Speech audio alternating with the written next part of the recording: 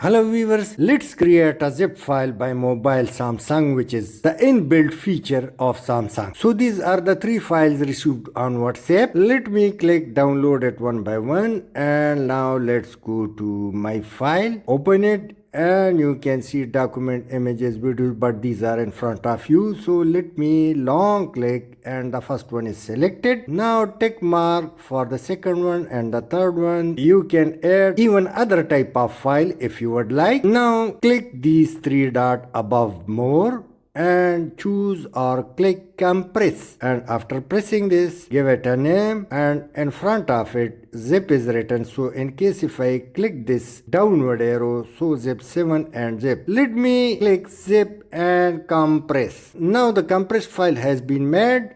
So in case if I click it, extract option appears and I can also see the documents inside. Let's back and now long click and then share appears.